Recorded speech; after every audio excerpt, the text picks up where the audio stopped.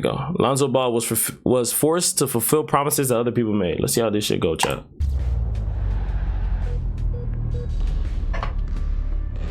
I ain't never heard that in my life.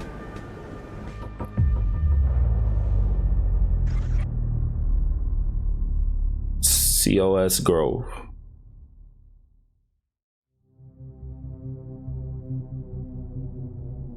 Once upon a time, Lonzo Ball was thought to be a superstar in the making, a potential all-time great. Obviously, his play on the court contributed to us thinking I completely forgot this nigga was on UCLA. I completely forgot about that, bro. This nigga in UCLA was so tough. Oh my God. It was his dad LeVar who was constantly shoving that idea down our throats from the very beginning. With the Lakers drafting Lonzo second overall in the 2017 NBA draft, they missed out on a lot of great players who we can already tell are living up to the expectations, all of which have already been okay, nigga, relax. There's no way you're putting Lauri Markkanen in a better status than Lonzo Ball. I don't care what anybody says. Lonzo Ball pre-injury is 1,000 times better than Lauri Markkanen and Jared Allen, hands down. Stars, including the player he had a brief rivalry with in college. Hands down, bro. Unfortunately, we can't say the same thing about Lonzo, partly because the expectations that were put on him were unfairly high. Leading up to the 2017 NBA draft, he was being compared to Jason Kidd due to his passing and playmaking ability, which I don't think was really an absurd comparison at all. Lauri Markkanen is the best player on the Jazz, 25 points per game. I said pre-injured Lonzo, you idiot, you fat obese human. Pre-injured Lonzo cooks Lauri Markkanen 100%. Nigga, talk about the next Dirk, bro. Shut up, bro. Shut the fuck up. He was basically the next Dirk target on his son's back himself. Oh my goodness. Oh my goodness. Heck no. He gonna be better than Steph Curry in the NBA. See, he dragged it. He dragged it. Better than Steph. He believed that he already was better than Steph at that point. I'm gonna tell you right now, he better than Steph Curry to me. Here, put Steph Curry. Bro, that jump shot, so deadly, bro. Okay, I get why LeVar was excited about his son. I mean, after all, he did lead Chino Hills to a 35-0 record his senior year, winning the state championship. So while he was clearly worth paying attention to, it was kind of hard to really take claims like that seriously when this also came out of his mouth. But like, who thinks this nigga is better than Stephen Curry, bro? Who in the right mind? You have to be one of the slowest persons in the galaxy if you thought Lonzo is better than Stephen Curry, bro, especially around that time. What? What? Who the fuck thinks that? That's so stupid. In your prime, you said you could beat Michael Jordan one-on-one. Is that just, are you? No, you know it's real too. He's too small. If he played me, he'd cry. But even after all I hate that nigga. What's that nigga named? Jimmy Kimmel? I hate him. Ultimately got his wish. Now that this has come to fruition for you, you've been talking about it for 9 months. 9 months? You're talking about 19, 20 years. All right, 19, 20 years. Had a microphone on me when I was talking about it. And of course, had to put even more pressure on Lonzo for the hell of it. Lonzo Ball is going to take the Lakers to the playoffs his first year. Come see me when he does. At that point, I'm gonna tell you right now, though, bro. You gotta give props to this nigga for having the amount of confidence he has in his son, bro. The amount of confidence and ego he has in his son is next level. I wish, bro. I wish my dad was this confident in my dreams, bro. Like he is, but like, you know, he's still like old school. But this nigga is next level confident, bro. And like, I get it, it's pressure, but nigga, your dad telling you the GOAT, nigga, I'll be chipping my shoulder, nigga, like, nigga, I'm nice too, nigga, and go crazy, bro. Imagine if Lonzo did took the Lakers to the playoffs, bro. Lonzo was starting to get sick of all this, but couldn't really say anything. As you step back from this, does Lonzo ever come to you and say, Pop, you got to back off just a little bit because you're just laying it on a little too thick for me? See, that's what y'all can do. That's when you raise your kids, they can come up and say, hey, Pop, you can't come up and tell me nothing. What's crazy is even Magic Johnson wrote a check for Lonzo that we all knew was going to be extremely hard for him to cash. You look to your right, there's some jerseys hanging on that wall. We expect a Ball jersey hanging up there one day, all right? That nigga was shook as fuck, bro. That nigga was shook as hell. You telling me Magic Johnson's telling you that, nigga? You not shitting your pants? I know damn well that nigga was shitting his pants. His legs was trembling, bro. That's pressure, nigga. Nigga was pressured so much. Imagine Magic Johnson telling you that, bro. The pressure is for real. All right, good. Just leave me 1 or 2 records, okay? That's it. You know, all right, don't break all my records. It's one thing when Giannis put that pressure on himself. Maybe in 15 years, 20 years, maybe my number is up there next to Kareem, Oscar Robinson. I hope I'm there. But to have somebody set that goal for you is pretty cruel, especially considering that this is the Lakers we're talking about here. The bar is already pretty high. It looks like even Magic fell victim to the unfair hype. He was willing to just recklessly throw stuff like that out there, contributing to the matter himself. And on top of that, somebody had already made a mural of Lonzo in LA before he even played a single minute in the NBA. Dude, the Lonzo Ball hype is something spectacular, bro. I've never seen a whole group of human beings being so excited for somebody like this, bro. And I'm talking about during the internet. Obviously, LeBron James had mad pressure with, you know, being the next Jordan. But nigga, this nigga here, bro, you want to talk about pressure? This nigga got a whole mural before he even started a fucking game. Like, what, bro? Are you insane? Niggas was fiending, bro. If that's not pressure, then I don't know what is. All of this combined was really starting to tick players off. With LeVar, what the fuck did I? No. This is why I don't like you, bro. You over here in my chat talking about he's better than LeBron James. Like, I'm gonna just ignore you. I don't even know why I paused the video, bro. My bad. His Summer League debut was highly anticipated, drawing in a huge crowd of nearly full capacity. But those fans were left disappointed when he scored just 5 points, missing 13 of his 15 shots, but was able to bounce back by ultimately winning Summer League MVP. But remember, there was still an official NBA debut that he had to show up to, a night that Patrick Beverley had circled on his calendar. Beverley made it his mission to ruin Lonzo's NBA debut, and I would say that's a fact. Successful in talk about top tier hater, bro. I remember that. This nigga put straight pressure, bro. Holding Lonzo straight to pressure. 3 points on 1 of 6 shooting, while trash talking in his ear and being overly aggressive all night long. I just have to set the tone, man. Yeah, I told him about the game, man. Due to all the riffraff his dad brings, that he's gonna get a lot of people coming at him. Reap what you sow, bro. What's that shit called? What's that saying, chat? Something at the hands of the father, some shit. It's like if your dad gets away with it, then you're the one who's gonna pay for it. I don't know the saying of it, but basically it's like if your dad did a lot of bad shit in his life, it's gonna get repaid by the son who's living, bro. That shit is real. What a better way to start with Mr. 94 feet guard tonight, Man, how much do you embrace you? I'm not done. Welcome to the little young guys at the NBA. Was a great opening night. What? How? Lonzo did good. How? What? This nigga is so stupid. I don't like him, bro. Poopface, appreciate the follow. Poopface is crazy, gang. I ain't gonna lie. Poopface is crazy. Appreciate the follow, my boy. This nigga was making a bank off this hype shit. Off of the Lonzo Ball hype, bro. It was him, fucking, what's that other nigga's name? Skip Bayless going at, oh my god, talk about guac 5 million. This nigga Stephen A was getting to the bag by any means necessary, bro.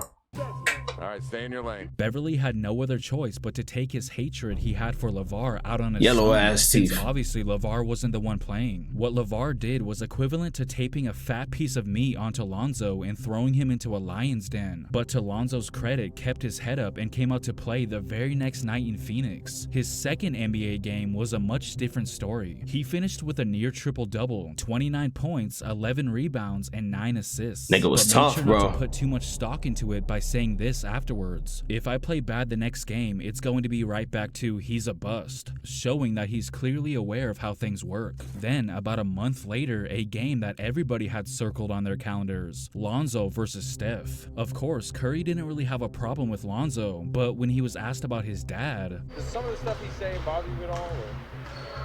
I don't want to talk about that.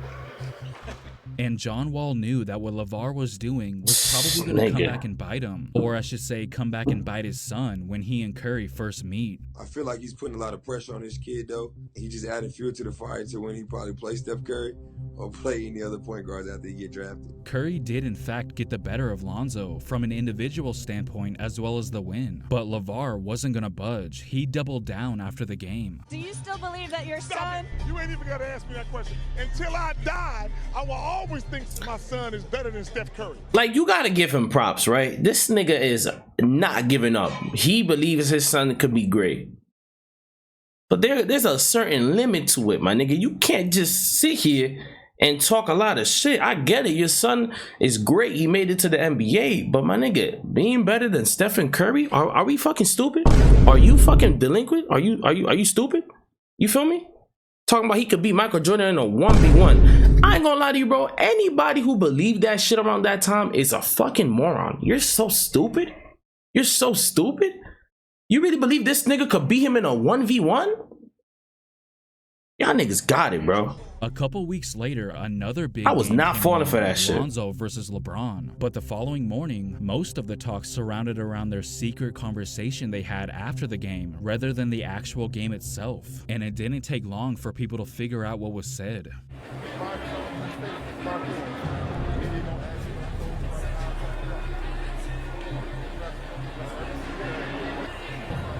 Nah, nigga.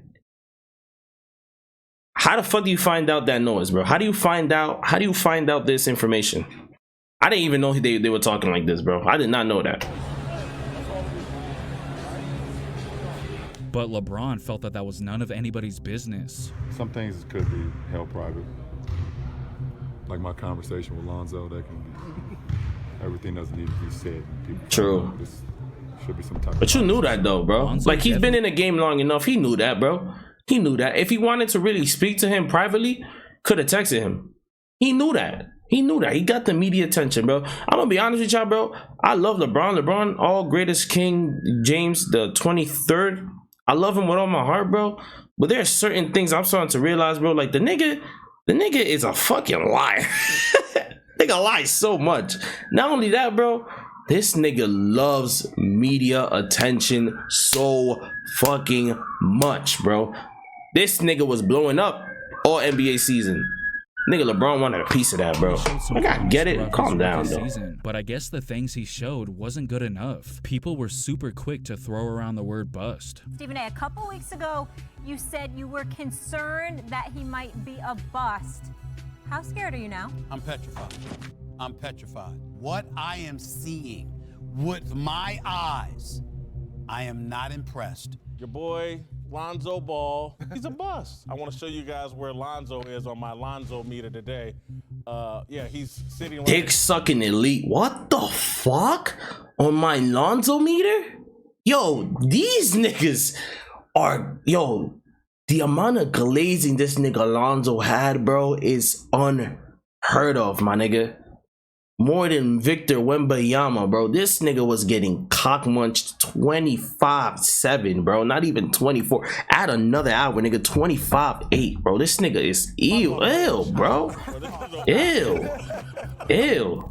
Now, obviously, we can't just ignore the fact that one of the biggest reasons he's been labeled a bust is due to injuries. And the thing about injuries is nobody cares. Well, at least when it comes to being an excuse for why you're a bust. I mean, just look at Greg Oden, for example. Everybody knows that it was injuries that ended his career, but that doesn't stop people from calling him one of the biggest busts of all time. Hell, even Greg Oden himself is brainwashed into thinking so. I'll be remembered as the biggest bust in NBA history. Kevin Durant tried to come to his defense by saying, that's nonsense. In order for you to be a bust, you have to actually play and show people that you progressed as a player. He didn't get a chance to. He got injured, and that was unfortunate. But when he did play, he was a force. He's not a bust. He just didn't play a long time because of injuries, and that's just what it is. Although unfair, the reality is people are still going to call him a bust no matter what the reason is. And I'm afraid Lonzo might be heading down that same path.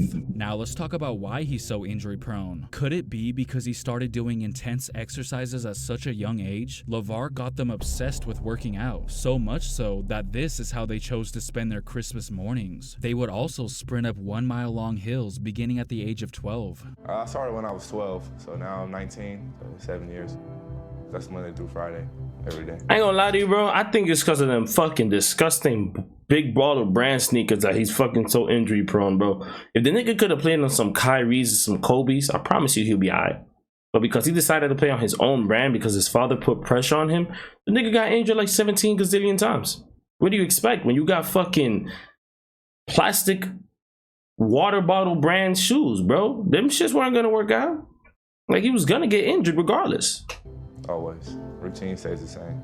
Kids are broken by the time they get to college, one doctor says, but perhaps the main cause of his injuries has something to do with his Big Baller brand shoes. Lonzo Ball went on teammate Josh Hart's Lighthearted podcast. Lonzo Ball revealed that he had to change his Big Baller brand shoes after every quarter because they would rip. Reportedly, Nike, Adidas, and Under Armour were prepared to offer Lonzo a $10 million shoe contract before he was even drafted, but LeVar turned it down, giving Lonzo no other choice but to go with Big Baller brand, something he would later regret. Them ZO2s I was playing in, they was not ready. They were? But Demo had a backpack, and he had extra like 4 pairs of shoes in there, so I had to switch them every quarter, because they would just rip. And it's crazy, because right when I switched my shoes, and all of a sudden, magically, I got good again. It was just, I was like, man, and then nobody ever talked about it, so it was like, I never said nothing. He wasn't kidding when he said that there were times he played well again. There was a point where it started to look like maybe he was proving the doubters wrong. He became one of the best defensive guards in the league, and with the Pelicans, he was much better from behind the arc. Then, when he got to Chicago, that's where he began playing the best basketball of his career, and was finally starting to get recognized as a quality NBA point guard. Lonzo, what can't Lonzo do? He can guard. Okay. He can shoot. Agree. He can play make. His IQ. He can rebound great for his position. Yeah. What can't Lonzo do? Can't stay healthy. You saying I'm loving. Unfortunately, Look at this that guy, dick sucking ass nerd bitch ass nigga, bro. Like, my bad, bro. right. The only He way is to right, keep though. proving people wrong is to actually be on the court. As soon as he starts to remind us of what he can truly do, an injury always seems to put it to a stop. And this latest injury doesn't look too good. Yeah, I literally, like, I really can't run, so can't run or jump. So there's like a range from like 30 to 60 degrees when my knee is bent that I have like no force, and I can't like, catch myself. So until I can do those things, I can't play. So even, going upstairs and stuff, it's still painful. So like I said, this is definitely something I've never dealt with. Even the doctors are a little, surprised about it a little bit, but we're all working together to figure this thing out. Although Lonzo is very confident that he'll definitely play again, the Chicago Bulls believe that he may never play again. Let's just hope that there's some truth to what he says here. I'm coming back, man. Come on. You gotta work on them fucking legs, bro. I'm gonna tell you right now, you work on them legs, you gonna be straight. You gotta, bro, soccer players work on their legs, bro. Be like a soccer player. Work on them legs, bro. You get that bounce. You already got good defense. I'm tired of NBA players having chicken wing legs, bro. Like, LeBron still need a little bit of beef in his melon. You know what I'm saying? Like, but honestly, though, I think he got a chance. I think he got a chance to make it. I think he got a chance, though, chat. I don't know what y'all think. What y'all think, man? I think he got a chance. This is a W video, though. I ain't gonna cap.